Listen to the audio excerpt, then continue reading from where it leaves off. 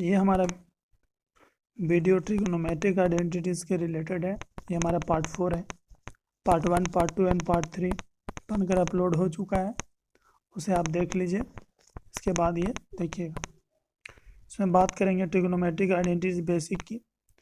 First हमारा formula होता है sine two A. Sine two A का फार्मूला होता है 2 sin A into cos A. 2 sin A into cos A. इसका एक और फार्मूला होता है tan के फॉर्म में, 2 tan A upon 1 plus tan square A. Sign two A formula हो गया 2 sin A इंटू कॉस ए। एक और फार्मूला होता है tan के फॉर्म में, 2 tan A upon 1 plus tan square A. जब आप क्वेश्चंस बनाइएगा तो tan के भी फॉर्म में आपको यूज़ करने के लिए मिलेगा। सेकेंड फार्मूला है आपका tan two way. tan to A का सेम फार्मूला है, सिर्फ यहाँ पे माइनस हो जाएगा, 2 tan A upon 1 minus tan square है। यहाँ पे प्लस है, यहाँ पे माइनस है, ये ध्यान में आपको रखना है। चलिए अब बात करेंगे कॉस के फॉर्म में। कॉस टू वे का फार्मूला 4 होता है। फर्स्ट फार्मूला होता है हमारा cos square A minus sine square A. Second formula हो गया जाकर के 2 cos square A minus 1। Third formula हमारा हो गया 1 माइनस 2 साइन स्क्वायर ए।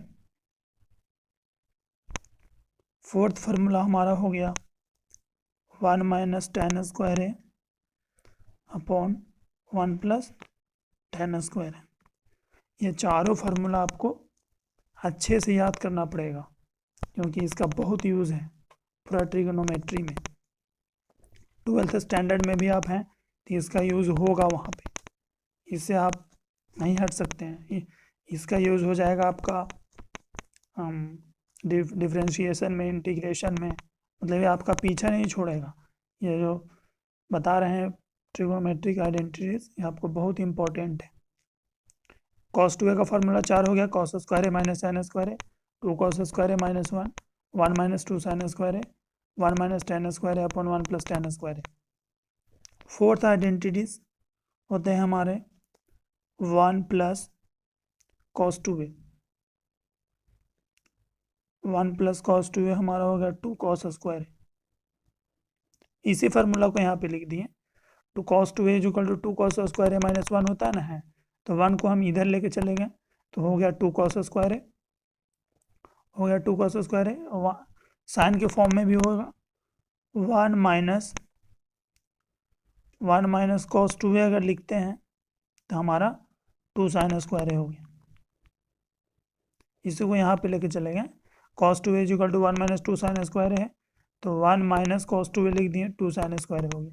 इसी को अगर हम लिखना चाहें cos स्क्वायर ए के इंडिपेंडेंट में, तो cos स्क्वायर ए हमारा हो जाएगा 1 plus cos two A upon 2 बटा में आ जाएगा। यहाँ पे हो जाएगा साइन स्क्वायर ए का अगर इंडिपेंडेंट लिखना चाहते हैं तो 1 माइनस cos टू ए बटा 2 हो जाएगा। अब बात करेंगे हम लोग फिफ्थ फार्मूला की, tan स्क्वायर ए। tan स्क्वायर ए क्या है? ऐसा जैसा कि हम लोग जानते हैं tan theta is equal to sine theta by cos theta होता है, तो साइन स्क्वायर ए बटा कॉस स्क्वायर ए हो जाएगा। तो साइन स्क्वायर ए बटा कॉस स्क्वायर ए हो जाएगा, तो tan square is equal to हो जाएगा 1 minus cos two A upon 1 plus cos two A. इसी तरह कॉट स्क्वायर ए का भी फार्मूला हो जाएगा 1 plus cos two A by 1 minus cos two A. tan square में ऊपर में माइनस होगा, कॉट में ऊपर में प्लस होगा। चलिए सेवन फार्मूला की बात करते हैं, sine A cos A is equal to sine two A by 2। जैसा कि हम लोग ऊपर में देखें sine two A equal to 2 sin A into cos A, इसी को एक्सपैंड किए हम लोग तो ये फार्मूला यूज़ हो गया। ये डायरेक्टली भी जब कभी यूज होता है, इसलिए हम आपको बता रहे हैं। 8th फार्मूला की अगर बात की जाए तो हमारा होगा cos A plus sine A का whole square. Cos A plus sine A का होल स्क्वायर अगर आपको आ जाए तो 1 प्लस साइन 2a इसका फार्मूला होता है।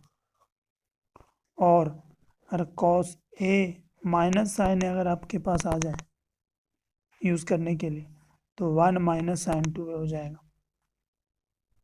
प्लस माइनस आपको ध्यान में रखना है। अब बात करेंगे हम लोग साइन 3a के बारे में। Sign 3a cos 3a tan 3a क्या होता है? साइन 3 हमारा होता है 3 sine A minus 4 sine cube A.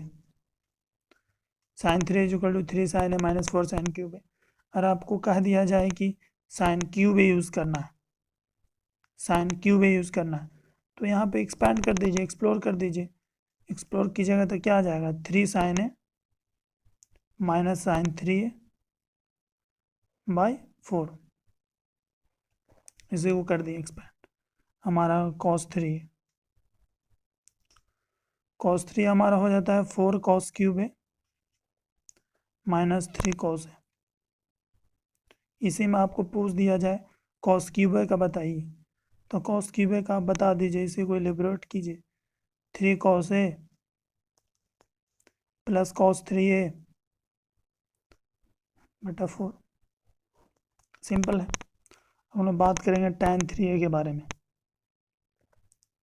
tan 3a 3 tan a minus tan cube A by 1 minus 3 tan square है।